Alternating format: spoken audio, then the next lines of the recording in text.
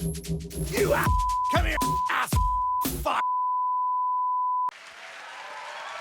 Allora, la prossima canzone è una canzone molto importante per noi, perché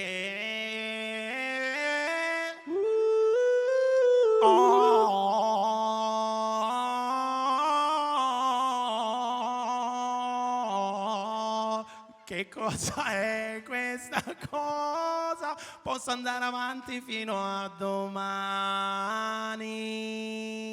Che cos'è? Questa è una cosa che ha dato lavoro a un sacco di gente.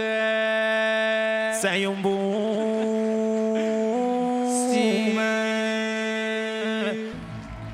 Articolo 1 della Costituzione italiana. L'Italia è una repubblica fondata sui governi precedenti.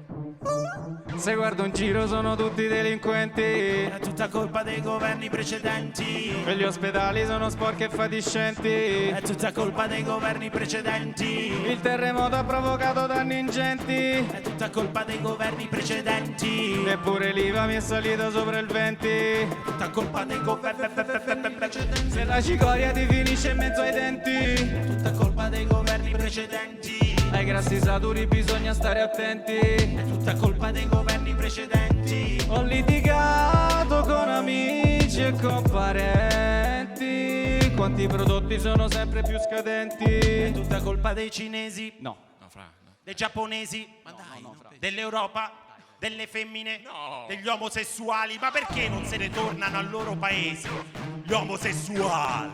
Ah, è colpa loro, se non trovo lavoro, se non vado ai mondiali, perdo i capelli, in più porto gli occhiali. È colpa loro se piove a Pasquetto, si alza la bolletta, se il pomodoro cade dalla mia bruschetta, se uno sprizzola costa 8 euro e dentro è solo ghiaccio, il divorzio di Totti, il rigore di Baggio. Tutta colpa dei governi precedenti. Se la bolletta del gas costa 620 e se tuo suocero va con le adolescenti, se paghi pure l'età, se sugli assorbenti e se non hai più l'età, per gli stupefacenti la responsabilità non è mai dei presenti. Di chi è la colpa, papà? È sempre colpa dell'allenatore, ni mortali. Se ti confondi fra gli apostrofi e gli accenti, se tuo marito non ti paga gli alimenti, se la ragazza ti ha ferito i sentimenti.